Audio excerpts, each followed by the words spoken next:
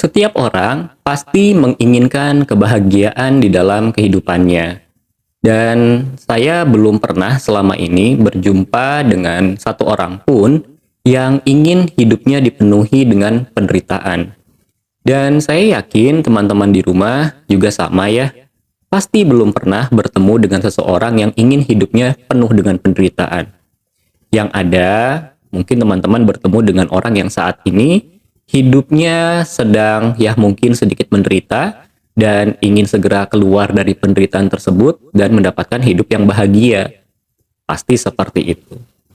Dan tidak jarang pada saat seseorang ingin hidupnya bahagia, maka berbagai macam upaya dilakukan untuk mencapai kebahagiaan tersebut. Ya, ada yang melakukannya dengan bekerja dengan giat, bahkan mungkin bukan hanya sekedar giat ya, tetapi bekerja sampai lupa waktu. Lalu kemudian ada juga yang mulai mencari pasangan, atau mungkin juga mulai mencari kendaraan, ada juga yang kemudian mulai mencari hewan peliharaan, dan lain sebagainya. Intinya banyak sekali upaya-upaya yang dilakukan untuk membuat hidup kita menjadi bahagia. Akan tetapi, seringkali kita lupa apa sih yang dimaksud dengan bahagia itu sendiri. Terus terang bagi saya, bahagia itu adalah satu situasi yang sulit untuk dideskripsikan. Ya mungkin kalau teman-teman membuka di Kamus Besar Bahasa Indonesia, ya teman-teman akan tahu ya deskripsi dari bahagia itu apa. Tapi untuk saya sendiri, bahagia itu adalah sesuatu yang abstrak, tidak bisa dideskripsikan. Mungkin dilukiskan bisa, mungkin digambarkan bisa, walaupun sulit saya yakin. Karena pasti setiap orang akan berbeda-beda. Satu hal yang membuat saya bahagia, belum tentu membuat teman-teman di rumah juga menjadi bahagia. Seperti itu. Nah, ini yang membuat kemudian bahagia itu seolah-olah bersyarat. Nah, maka jika teman-teman menyimak ya, akan banyak sekali orang-orang bijak yang mengatakan bahwa bahagia itu tanpa syarat. Karena kalau kita sudah memberikan syarat pada kebahagiaan, ya maka itu bukan bahagia lagi namanya. Nah, ini membuat pemahaman terhadap bahagia ini menjadi semakin abstrak, semakin sulit untuk dipahami. Kenapa? Karena bahagia itu adalah bagian dari rasa, bukan bagian dari perasaan. Apabila perasaan, barangkali bisa kita deskripsikan. Tapi kalau rasa, itu agak sulit untuk dideskripsikan. Bahkan mungkin sulit sekali untuk dideskripsikan. Nah, berbicara soal bahagia, apabila bahagia ini tidak bisa dideskripsikan, lalu bagaimana kita bisa mendapatkan atau kita bisa memiliki kehidupan yang bahagia tersebut? Pada dasarnya, kalau saya boleh untuk sedikit menyimpulkan dari pengalaman selama ini dalam membantu klien dan juga tentunya dari pengalaman pribadi saya sendiri ya, saya bisa jadi dikatakan setuju bahwa bahagia itu harus tanpa syarat, tetapi kalau kita sedikit berfilsafat, ketika kita mengatakan bahwa bahagia harus tanpa syarat, berarti itu sudah menjadi syarat ya. Tapi kalau saya melihat begini ya, dari pengalaman yang sudah-sudah, hampir semua klien saya, bahkan mungkin bisa dikatakan semua klien saya, mendapatkan kehidupan yang pada akhirnya mereka mengatakan bahwa hidupnya sudah bahagia, itu pada saat mereka menemukan hidupnya berguna atau hidupnya bermakna. Bahkan tidak jarang ada klien yang datang ke tempat praktek saya untuk dibantu tentunya. Akar masalah yang terjadi adalah bukan soal trauma di masa lalu, bukan. Tetapi karena dia menemukan bahwa hidupnya sekarang itu sudah tidak bermakna lagi. Tidak bermakna ini bisa bermacam-macam ya. Biasanya ini dialami oleh orang-orang yang katakanlah sudah sukses di dalam kehidupannya. Karena pernah saya menangani seseorang gitu ya, yang kemudian datang ketika bercerita tidak punya masalah. Ya tentunya kan saya tidak bisa menerima untuk ini ya, untuk melakukan sesi terapi. Tapi akhirnya orang tersebut mengatakan, ya sudah saya konseling sajalah dengan Bapak. Oke, akhirnya kita sepakat untuk konseling. Jadi dalam pembicaraan kemudian ditemukan bahwa sebetulnya orang ini hanya kehilangan makna kehidupannya saja gitu, karena kalau dulu hidupnya penuh dengan makna karena penuh dengan perjuangan kan dalam mencapai kesuksesannya. Tapi ketika segalanya sudah stabil, bahkan bisa dikatakan memiliki passive income yang sebenarnya, ya perjuangan itu sudah dirasakan tidak ada karena segala sesuatunya sudah stabil gitu. Sehingga jiwanya mungkin ya atau dirinya itu mulai merasa bahwa saya udah nggak punya makna gitu, jadi hidup saya buat apa. Nah pada akhirnya ya dibantu dengan memberikan aktivitas-aktivitas lain yang memberikan pemaknaan baru di dalam kehidupan klien tersebut. Ada juga banyak hal yang banyak klien gitu ya yang datang ke saya lalu kemudian bercerita hal yang serupa gitu, di mana dulunya dia melakukan sesuatu atau berjuang untuk sesuatu, ya kalau sekarang sudah relatif stabil, ya terus kemudian mulai kehilangan makna hidup. Gitu. Nah, mungkin juga ada teman-teman yang sedang berada dalam kondisi ini gitu ya, di mana ya hidup itu seperti sudah kehilangan gairahnya. Nah, maka ini pasti akan jauh dari kebahagiaan. Tapi ketika sudah menemukan kembali sesuatu yang bisa membuat kita bergairah lagi, nah maka kebahagiaan itu juga akan muncul. Jadi kebahagiaan itu kalau untuk saya bukan sebuah kondisi yang stabil, tapi kondisi yang justru kita perlu menjaganya supaya dia tetap stabil gitu, supaya dia tetap konstan.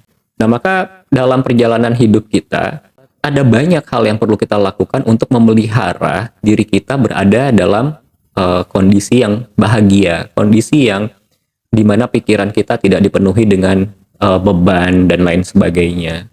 Yang sudah pasti juga kondisi di mana hidup kita bermanfaat untuk orang lain, sehingga hidup kita memiliki makna. Kembali kepada upaya dalam mencapai kebahagiaan, di depan saya sudah mengatakan bahwa begitu banyak upaya yang dilakukan untuk mencapai kebahagiaan. Tentunya tergantung dari pemahaman setiap orang atas kebahagiaan itu sendiri. Ada orang yang merasa bahwa dia akan bahagia apabila dia memiliki banyak harta. Nah, maka dia akan bekerja demi harta itu karena dia ingin mencapai kebahagiaan. Ada yang seperti itu. Ada juga orang-orang yang kemudian merasa atau berpikir bahwa dia akan bahagia kalau dia memiliki kepopuleran. Nah, maka segala cara dilakukan agar dia menjadi populer, agar dia menjadi orang yang terkenal.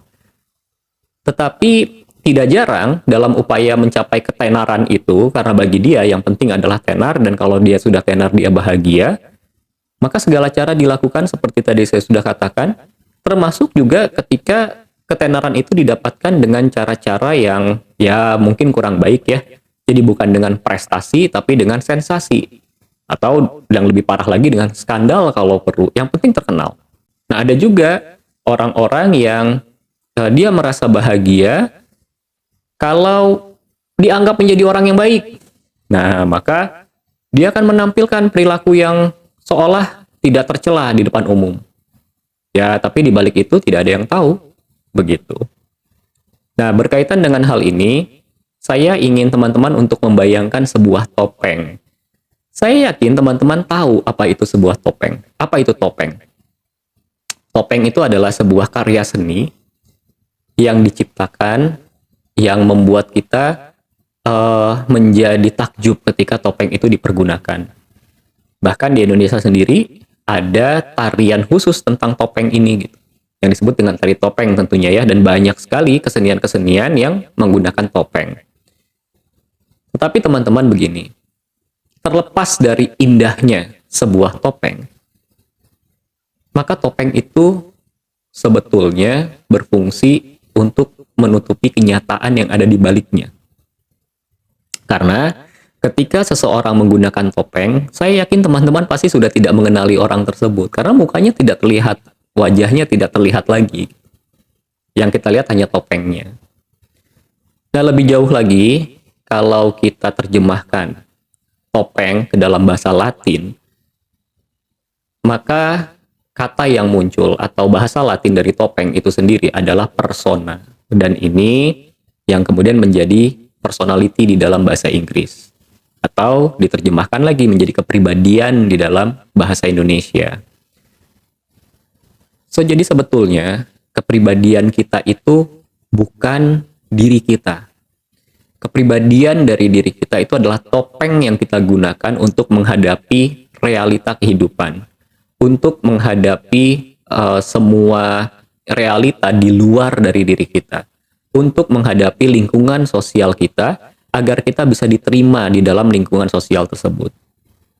Itu adalah fungsi dari topeng, tanda kutip, kepribadian kita. Karena belum tentu loh ketika kita tampil apa adanya, ketika kita kemudian jadi diri kita sendiri, terus kemudian kita bisa diterima, belum tentu seperti itu. Gitu. Kenapa? Karena kalau kita menampilkan diri kita sendiri, maka bisa jadi kita akan dianggap sebagai orang yang egois. Nah, maka dalam hal ini kita perlu menggunakan topeng agar kita bisa diterima di masyarakat. Begitu, teman-teman. Nah, tetapi tidak jarang topeng ini justru menghambat kebahagiaan kita. Kenapa? Karena kembali lagi bahwa topeng, sebaik-baiknya topeng, maka dia berfungsi untuk menutupi kenyataan yang ada di baliknya. Ini juga sama. Pada saat kita sedang berupaya dalam mencapai kebahagiaan yang kemudian menjadi bersyarat ya, karena kita memberikan syarat dari kebahagiaan itu seperti yang tadi saya contohkan. Ketika ada seseorang yang merasa dirinya bahagia kalau dia punya banyak harta, ya maka dia akan menggunakan topeng tersebut gitu, bahwa ketika dia tidak punya harta lagi ya hidupnya menjadi tidak bahagia seperti itu gitu. Nah, maka dia akan menggunakan topeng yang dalam hal ini kita sebut saja sebagai topeng harta. Topeng harta itu seringkali membuat orangnya menjadi lupa diri. Kenapa? Karena ya dia menggunakan topeng itu untuk menutupi, untuk menghindari diri dia yang bisa jadi ya, di kenyataannya mungkin dulunya dia adalah orang yang sangat susah sekali dan bisa jadi barangkali keluarganya itu dipandang sebelah mata oleh lingkungan. Sehingga dalam upaya menghindari penderitaan karena direndahkan atau dipandang sebelah mata oleh lingkungannya, ya dia bekerja keras. Dalam hal ini hal yang bagus ya, dia bekerja keras untuk mendapatkan harta, tetapi kemudian harta itu dijadikan sebagai syarat untuk kebahagiaannya. Nah, biasanya orang-orang yang seperti ini tidak selalu ya, tapi orang-orang yang seperti ini biasanya itu punya karakter kalau sedang berkumpul atau sedang berbicara itu yang diomongin nggak jauh-jauh dari hartanya aja gitu. Ya karena hanya itu yang dia punya. Dia tidak bisa bicara hal lain gitu selain memamerkan kekayaannya. Seperti itu. Ini bisa jadi ya, belum tentu juga. Jadi jangan jadi penghakiman gitu ketika ada orang yang bercerita tentang pencapaiannya, terus kemudian kita buru-buru memberikan stempel pada orang itu bahwa wah orang ini pasti sedang terkena ini nih, sedang menggunakan topeng harta nih. Belum tentu kayak begitu juga gitu. Jadi kita perlu bijaksana dalam menyikapi apa yang terjadi di masyarakat seperti itu. Jadi jangan sampai apa yang kita bahas di dalam pertemuan kali ini justru membuat kita jadi menghakimi orang lain, begitu teman-teman. Nah, itu adalah salah satu contoh.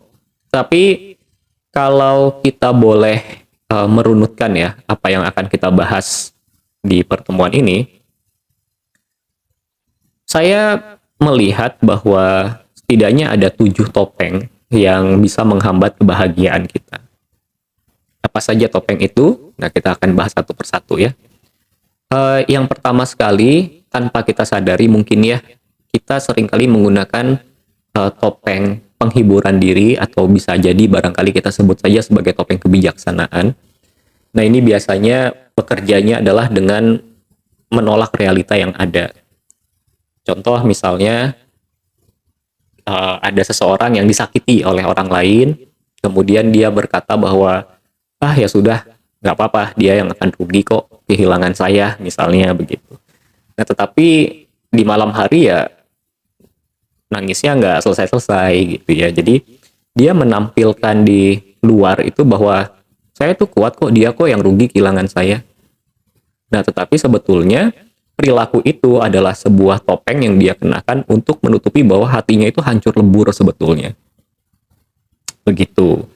Ya, jadi bisa dikatakan bahwa topeng penghiburan diri atau topeng kebijaksanaan ini adalah satu hal yang seolah baik terlihat dari luar, bijaksana terlihat dari luar, tapi sebetulnya di dalamnya tuh sedang hancur, sehancur-hancurnya.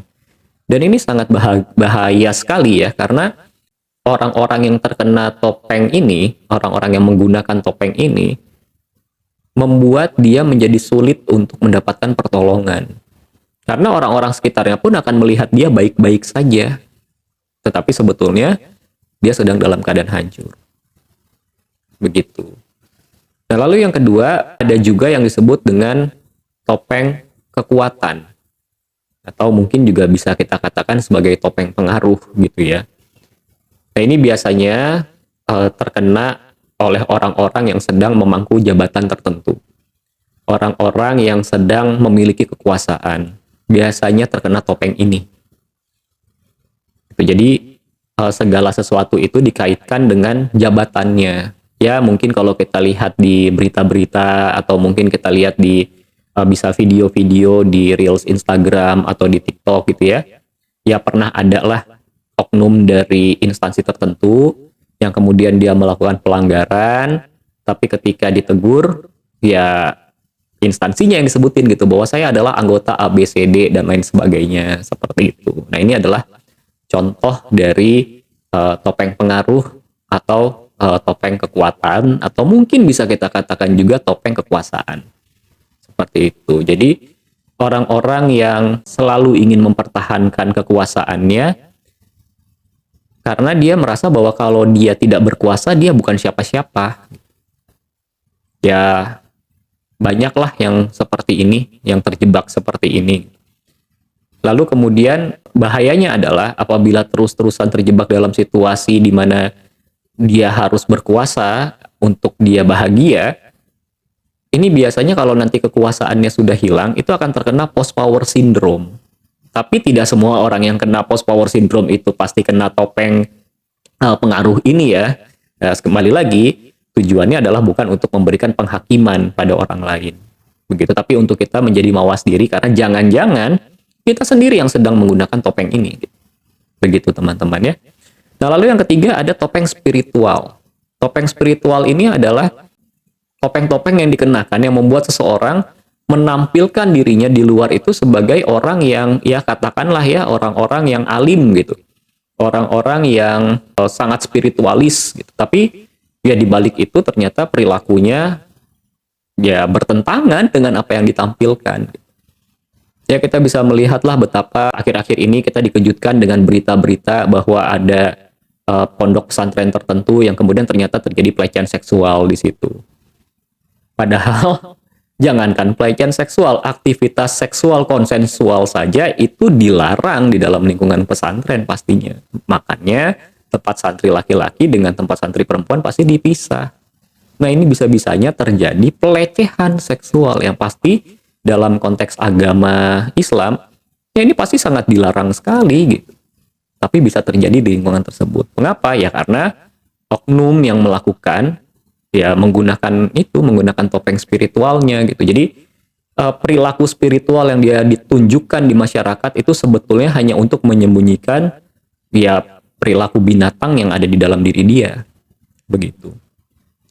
Lalu kemudian yang selanjutnya kita berbicara tentang topeng harta. Ya tadi saya sudah sebutkan ya. Gitu, bahwa ada orang-orang yang menggantungkan kebahagiaannya pada berapa banyak harta yang dia miliki. Jadi kalau dia tidak punya harta, hidupnya seperti merana. Begitu. Nah, maka tidak jarang biasanya karakter yang seperti ini itu, satu, kalau tidak dia rakus, yang kedua dia selalu memamerkan hartanya. Jadi tidak ada omongan yang keluar dari mulutnya kecuali memamerkan apa yang dia punya. Baru beli handphone misalnya, dan semua orang harus tahu, ya padahal siapa yang peduli dia mau beli handphone berapa banyak, kan seperti itu gitu. Lalu kemudian ada juga topeng popularitas, tadi juga saya sempat sebutkan gitu ya, bahwa ada orang-orang yang demi mencapai popularitas akan melakukan segalanya, termasuk juga tidak perlu berprestasi, bisa juga dengan sensasi, dan yang paling parah adalah dengan menggunakan skandal. Yang penting hidupnya populer. Karena orang-orang seperti ini, kalau dia tidak merasa dirinya populer, kalau dia merasa dirinya tidak menjadi pusat perhatian, ya hidupnya akan merana, hidupnya akan tidak bahagia. Begitu. Lalu kemudian ada juga topeng reputasi. Ya, semua topeng ini pasti akan membuat hidup kita menderita lah ya. Topeng reputasi ini itu membuat orang yang mengenakan topeng ini seperti tidak boleh punya celah, termasuk juga keluarganya. Dalam hal ini saya pernah punya pengalaman di mana saya mendapatkan seorang klien dengan kasus yang cukup parah. Ya saya tidak tahu dia siapa ya, yang saya tahu adalah dia adalah klien gitu. Nah lalu dalam perbincangan baru saya tahu bahwa klien ini adalah menantu dari seorang ya tokoh lah di Indonesia seperti itu.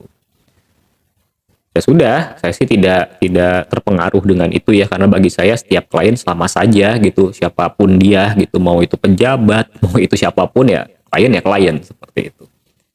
Penanganannya pun juga sama. Nah, lalu kemudian dari rencana 10 sesi yang kita sudah sepakati, di sesi ketiga tiba-tiba klien ini mengundurkan diri. Ya tentu saya tanya alasannya kenapa. Ternyata dilarang oleh mertuanya. Alasannya sederhana sekali. Alasannya adalah si mertua ini merasa bahwa reputasi dia akan tercoreng kalau menantunya datang ke hipnoterapis atau ke psikolog dan lain sebagainya. Intinya si mertua ini merasa bahwa reputasi dia akan tercoreng kalau menantunya ini punya masalah. Padahal ya mertuanya ini kan tokoh yang selama ini dianggap selalu membantu masyarakat untuk terbebas dari permasalahan seperti itu. Ya, tapi yang dikorbankan adalah anak menantunya sendiri dengan masalah yang cukup rumit, yang cukup gawat lah kalau saya katakan seperti itu. Tapi harus dihentikan penanganannya hanya karena dianggap bisa merusak reputasi dari mertuanya.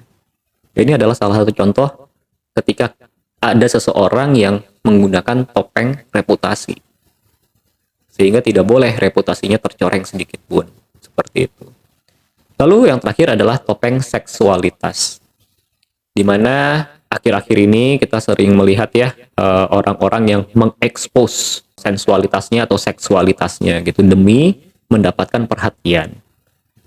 Nah biasanya orang-orang seperti ini kalau merasa dirinya tidak diperhatikan itu langsung insecure.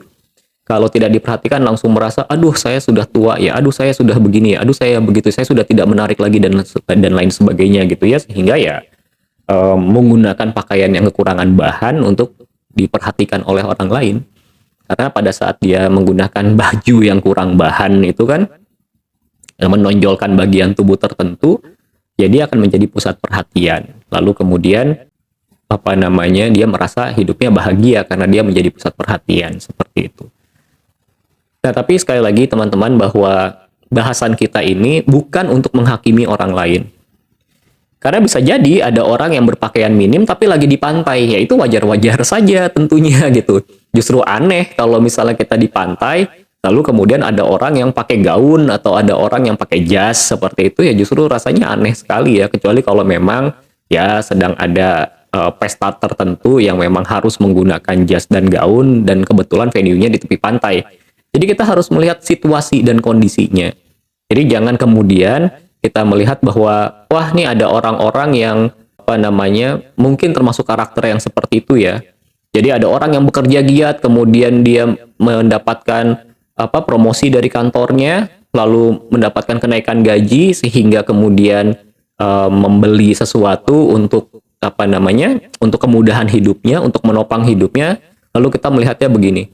Wah orang itu pasti kena topeng harta tuh gitu.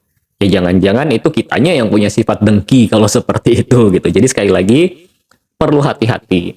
Harapan saya, apa yang saya sampaikan ini adalah untuk kita mengintrospeksi diri kita sendiri. Jangan-jangan kita sedang menggunakan topeng-topeng ini sehingga kita jauh dari kebahagiaan. Nah, maka pada saat kita menyadari bahwa oh saya sedang menggunakan topeng tertentu nih, ayo cepat-cepat kita lepaskan topeng itu. Cepat-cepat kita kembali pada diri kita sendiri. Begitu ya.